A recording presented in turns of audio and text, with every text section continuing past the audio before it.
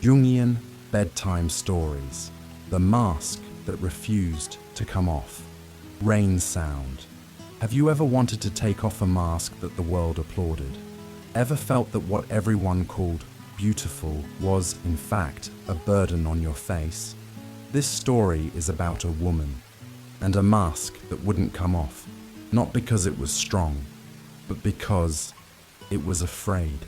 Helena woke up as she did every morning, 1 minute before the alarm. It had been that way for years. Punctuality was one of her most admired qualities.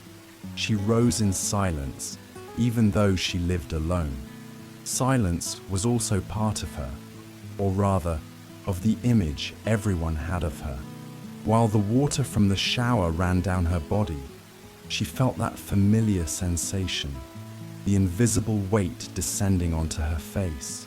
It wasn't physical, but it was real, like a second skin growing over the first, a mask that couldn't be seen, but that she carried. The morning ritual continued as always. Strong coffee without sugar, though she secretly wished for something sweeter. Sober and elegant clothes, even though sometimes she dreamed of vibrant colors. Impeccably combed hair, though she envied the freedom of hair blowing wild in the wind. Helena was the executive director of a company she had built from scratch.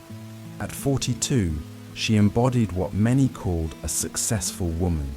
She was admired for her efficiency, for her ability to make difficult decisions without hesitation, for the elegance with which she handled tense meetings.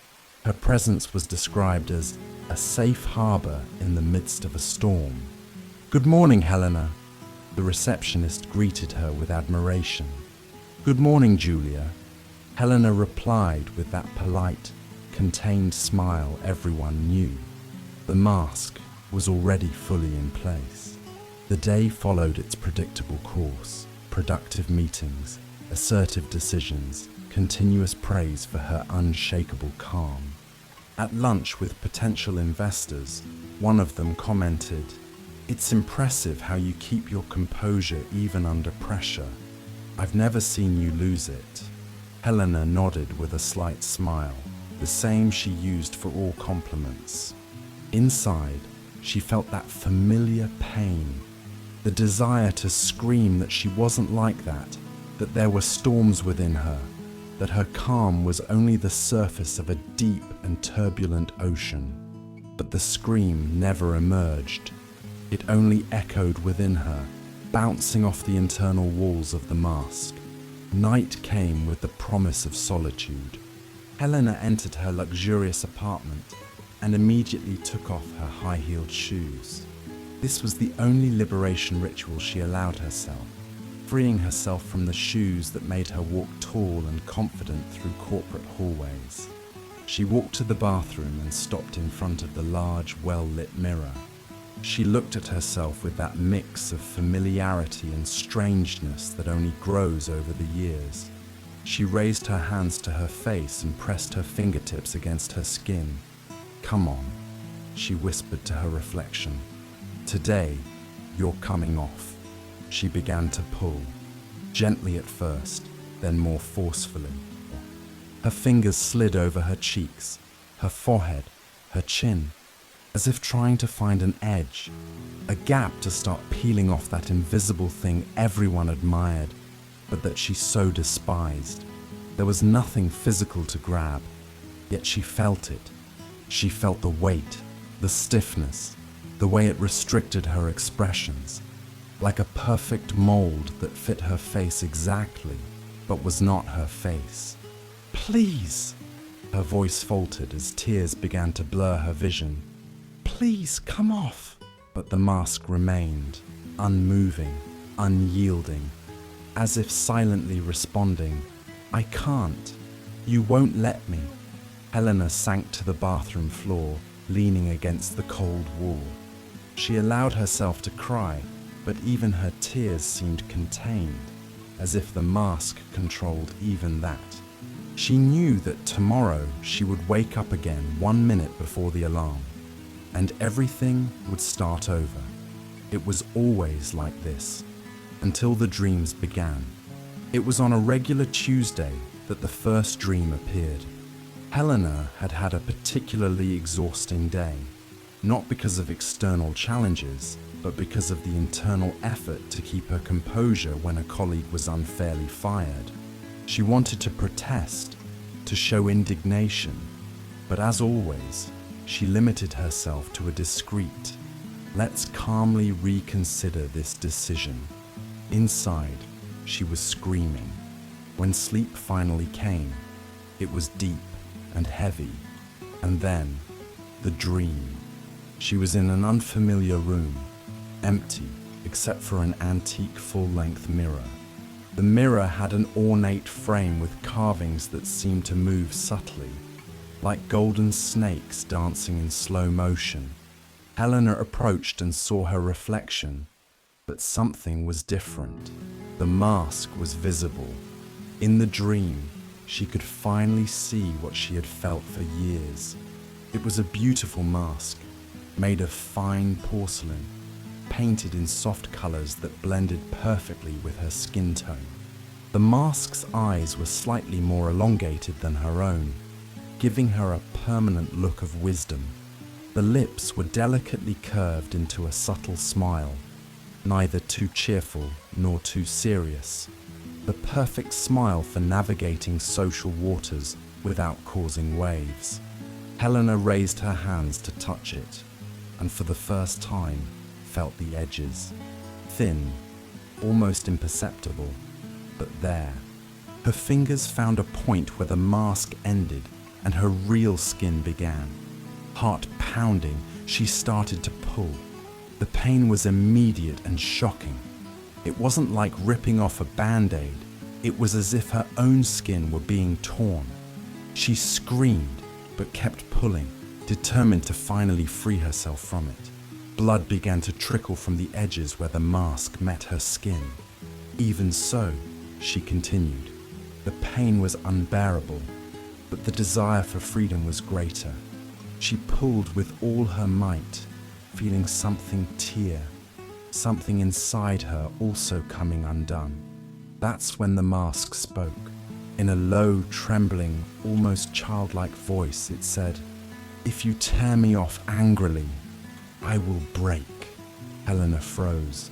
Her fingers still clutched to the mask's edges. "And everything you tried to protect will break too." She stepped back, hands trembling, blood dripping down her cheeks and onto the white floor. What do you mean?" Helena asked, her voice echoing strangely in the empty room. The mask spoke again, but its lips did not move. The voice seemed to come from within it, as if emerging from the space between the mask and her true face. "I'm not the enemy. I was the bridge between you and the world. I was what you managed to be when you still couldn't be yourself." Helena felt her legs give way. She dropped to her knees in front of the mirror, her hands now lowered, the blood forming small puddles on the floor. "But I hate you," she whispered. "You suffocate me. You hide me." "No," replied the mask, its voice now stronger, clearer. "I protect you." Then the mirror changed. It no longer showed just Helena's reflection, but images appearing like waves on the water's surface. She saw herself as a child, small and scared, hiding under a table while her parents yelled at each other. She saw herself as a teenager, swallowing tears when her first love left her for someone else.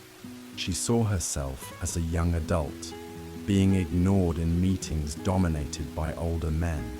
And in each scene, she saw the exact moment when a small part of the mask formed, a porcelain fragment born out of pain, fear, the need to survive in a world that wasn't always kind to open hearts. "You created me," said the mask, "piece by piece, not out of vanity, but out of necessity." Helena cried. not for the mask, but for herself, for the pain of having needed it for so long, for the exhaustion of faking strength where there was fear, for the fear of fully revealing herself, vulnerable, authentic, real. How? She sobbed. How can I live without you now? You're all people know of me. No, replied the mask, now surprisingly gentle. I'm only what you showed. There's much more to you than any mask could hold. Helena woke up with her face wet from tears. The alarm hadn't gone off yet. For the first time in years, she had slept through the night. Part 3. The crack in the porcelain. In the days that followed, Helena began to notice subtle changes. Not in the mask.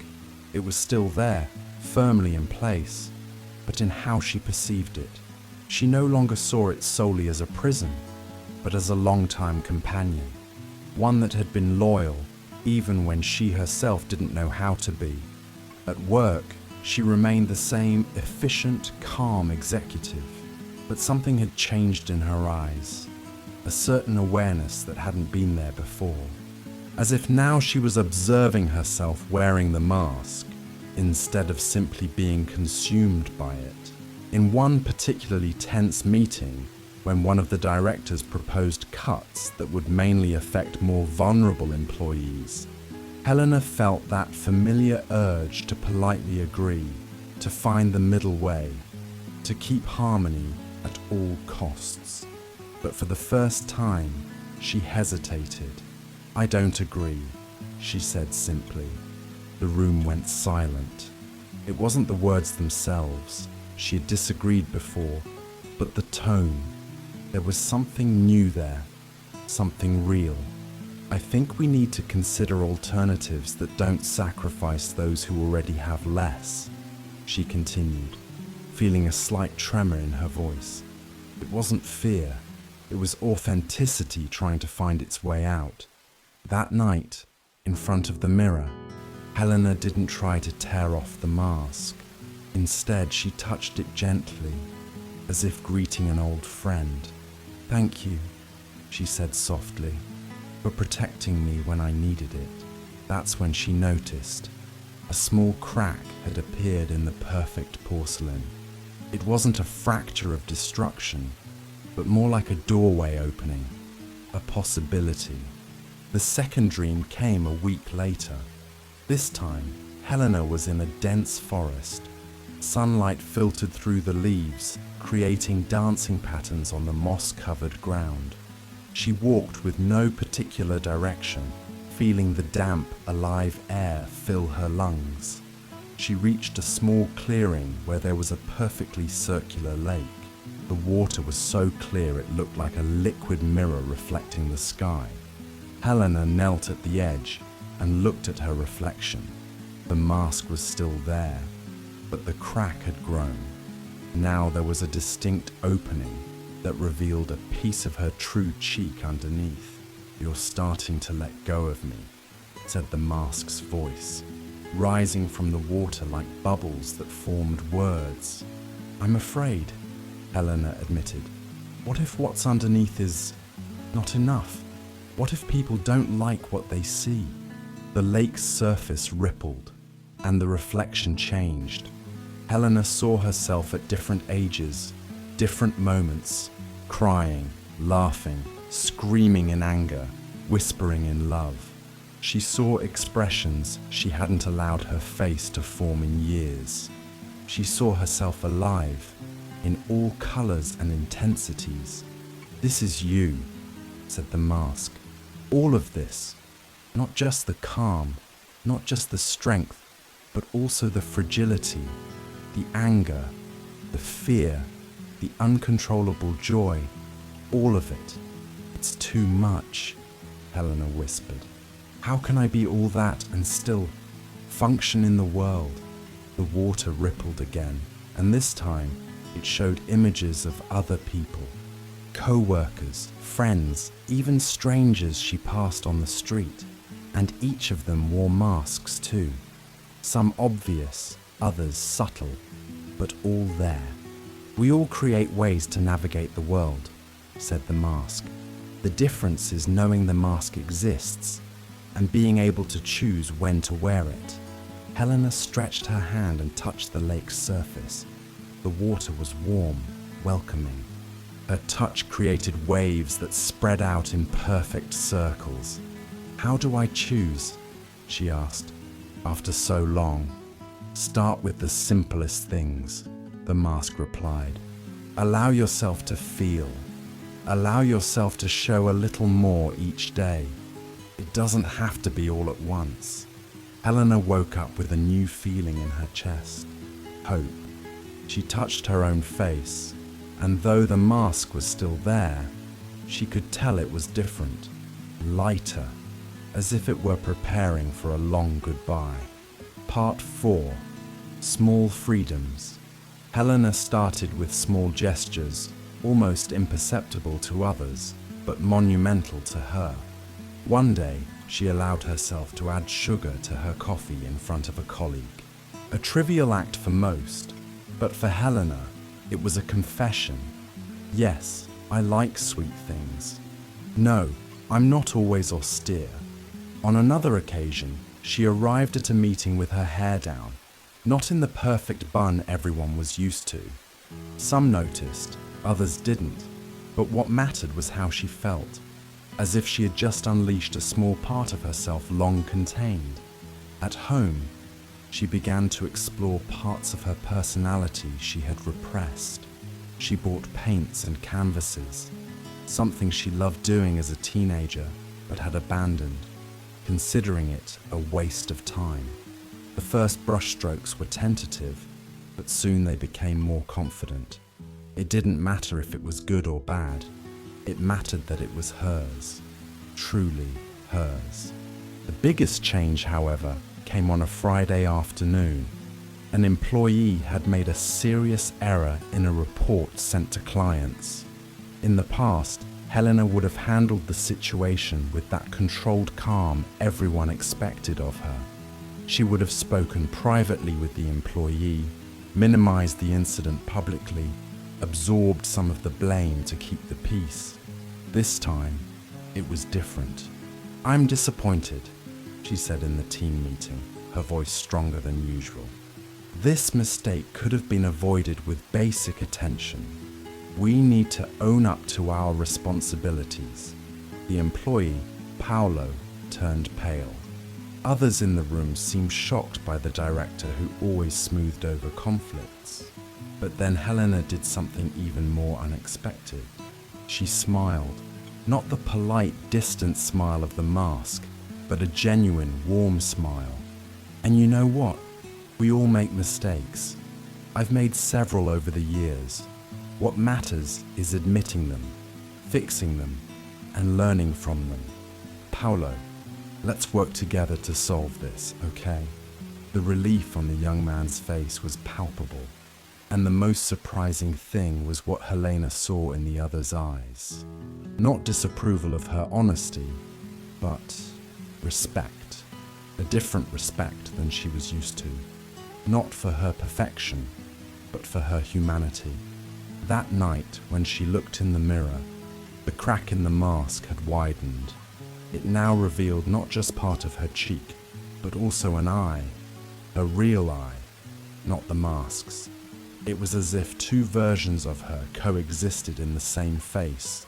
The carefully constructed persona and the true woman emerging beneath. "We're making progress," she said to her reflection. The process was neither linear nor always kind. There were days when Helena woke up feeling the mask heavier than ever, as if it resisted change, clinging with even more force. Sometimes she felt too exposed, too vulnerable, as if she had lost her armor in the middle of a battlefield.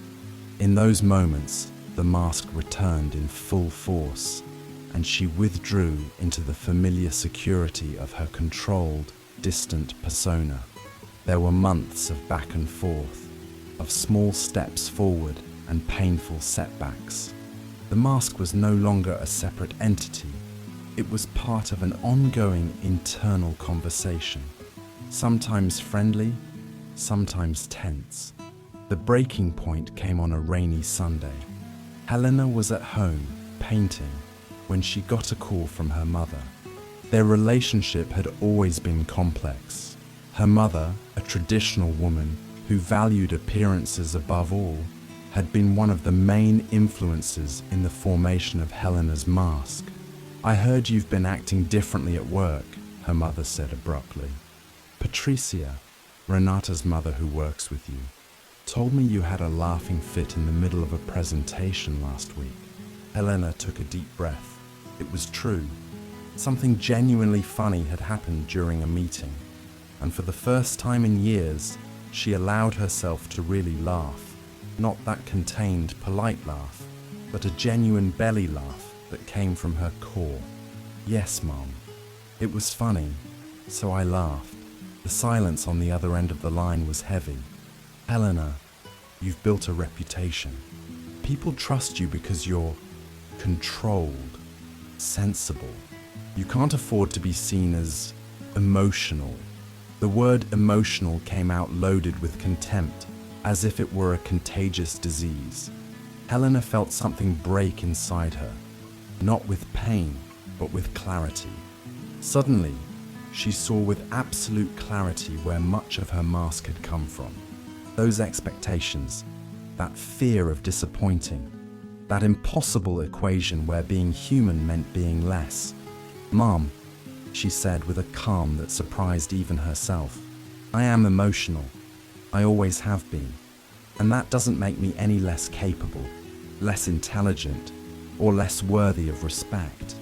"Don't be ridiculous, Helena. You know very well how the world works. Emotional women don't get where you got."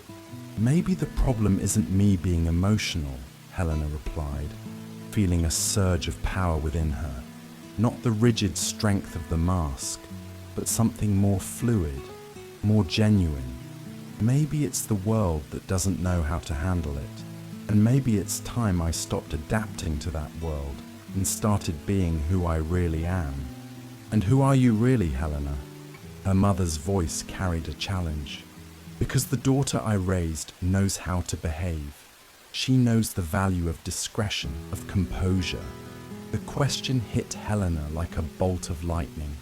Who was she really? After so long hiding behind the mask, did she even know how to answer that? I'm not exactly sure," she admitted, her voice softer now. "But I want to find out. And I need you to understand that, Mom. I need your support, even if you don't agree." Her mother sighed heavily. "I just don't want you to ruin everything, dear. You've worked so hard to get where you are. I know. And I'm not going to ruin anything. I'm just going to be more myself." When she hung up, Helena felt exhausted, like she'd run a marathon, but also strangely light. The conversation with her mother had brought to the surface many of the roots of her mask. Seeing them exposed was painful, but also liberating. That night, the third dream came. Helena was once again standing in front of the old mirror, but this time, the mirror was cracked, a web of fissures spreading from the center to the edges, as if something had struck the glass with force. Her reflection was fragmented, split into dozens of small pieces. In some fragments, she saw the mask. In others, her true face. In still others, faces she didn't immediately recognize but somehow knew were also parts of her. Younger versions, older ones, wilder, calmer. "What's happening?" she asked the fractured reflection. The voice that answered no longer came just from the mask, but from all the fragments at once, creating a chorus of different tones and timbres. "You're seeing all your parts," said the chorus.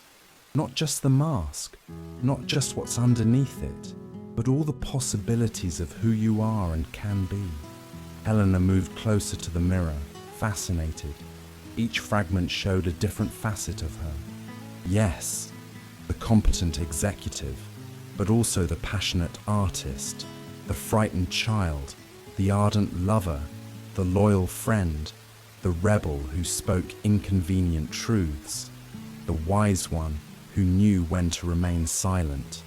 I'm all of this, she asked, equally amazed and scared. Yes, the chorus replied.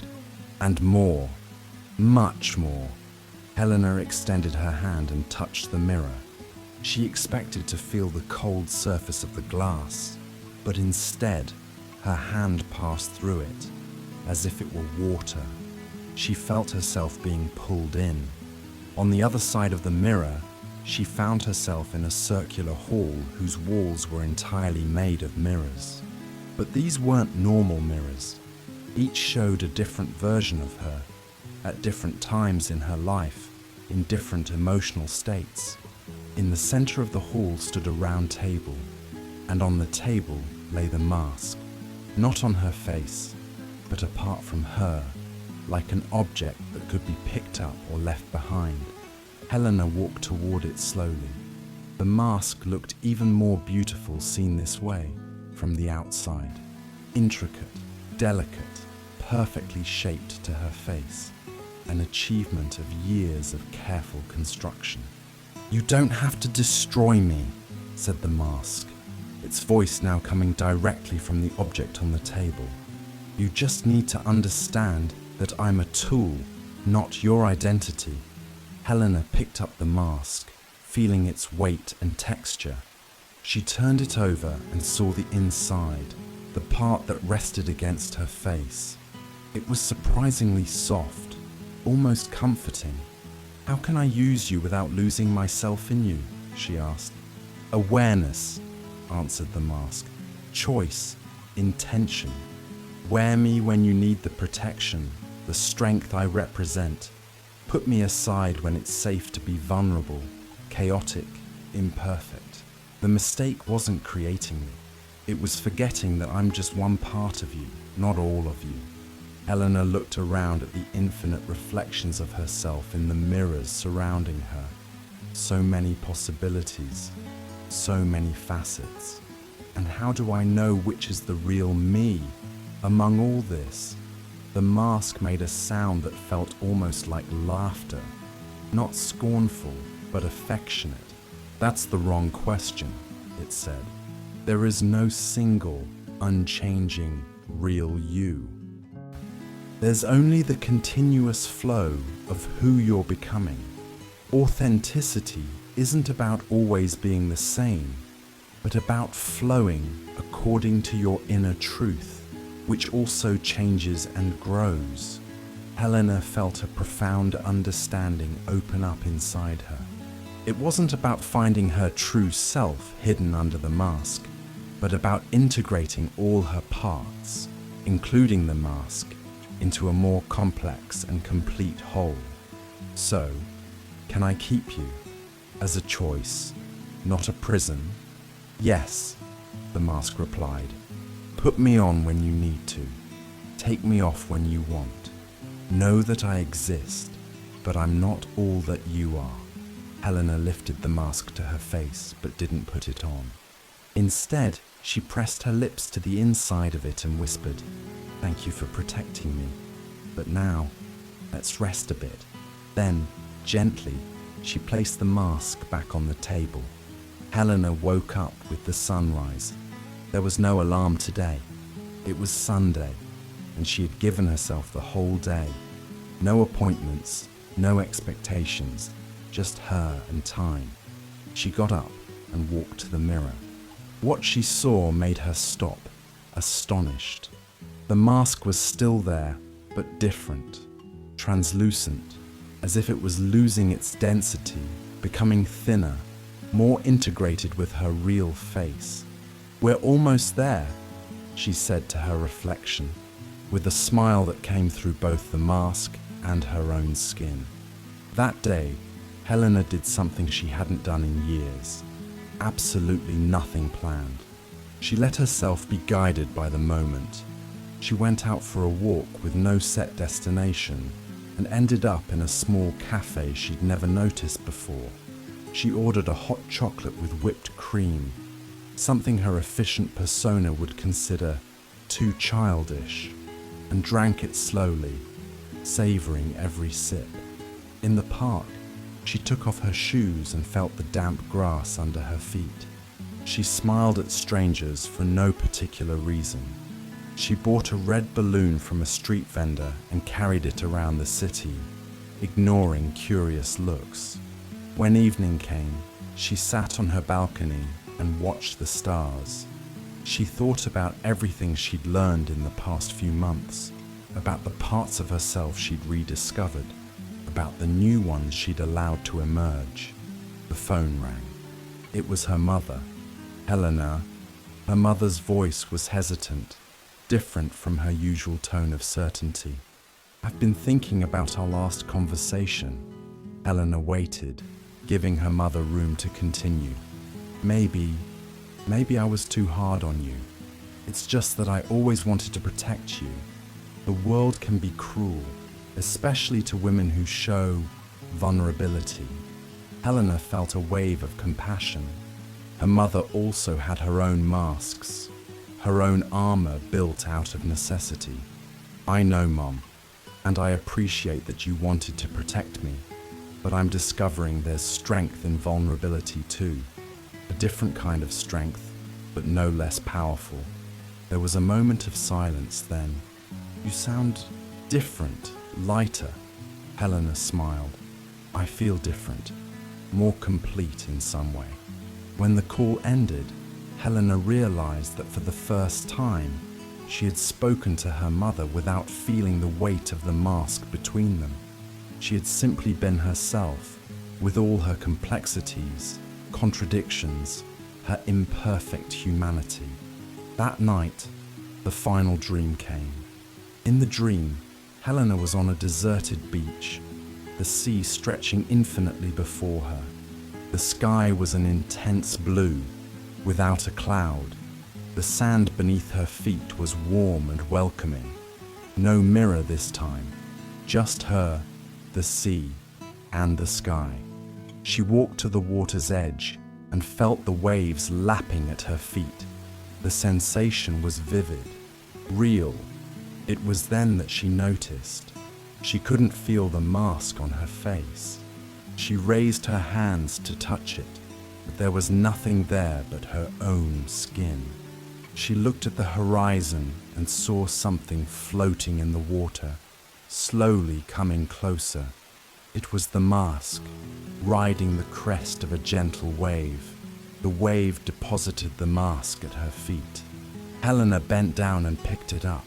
It was as light as a feather, almost ethereal. "You're not going to leave completely, are you?" "Ma," she asked, holding the mask affectionately. "I'll never leave completely," answered a voice, now coming not from the mask, but from the wind, the sea, from within her. "I'm part of your story, part of your growth. I change as you change." Helena looked at the mask in her hands and saw that it was changing too. No longer rigid, but fluid, adaptable. No longer a prison, but a tool. "What do I do now?" she asked. "Live," the voice replied, "fully, with all your parts, the serene one and the chaotic one, the strong one and the vulnerable one, the planner and the impulsive one. They're all you, they're all valuable." Helena lifted the mask to eye level and for a moment thought about putting it on again. But then, smiling, she tossed it into the sea. The mask neither sank nor disappeared. Instead, it turned into light, a light that spread across the water's surface, then rose to the sky and finally returned to her, entering through her pores and becoming part of her in a new and different way. Helena felt herself filled with that light. It wasn't the elimination of the mask, but its integration. No longer something separate, but a fluid aspect of her total being. She woke up with her face damp, not with tears this time, but with the morning dew blowing in through the open window. She sat up in bed, and breathed deeply. The mask was still there, and at the same time, it wasn't. It was no longer a rigid, separate thing, but an integrated facet of who she was. Something she could use when necessary, and let go of when she wished. Helena got up and walked to the mirror. What she saw made her smile. A complex face, full of stories, scars, joys, and pains. A human face. "Good morning," she said to her reflection, and for the first time in a long while, it was truly her speaking. Not every persona is a farce.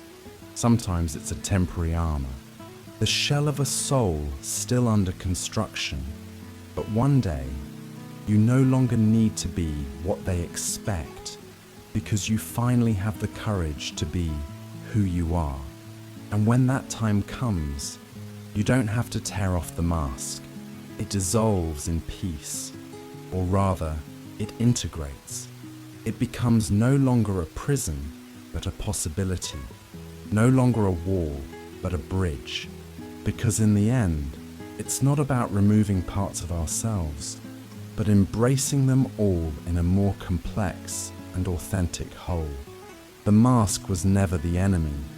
It was just one chapter of the story. And every story, when understood with compassion, can finally find its proper place in the grand narrative that is us.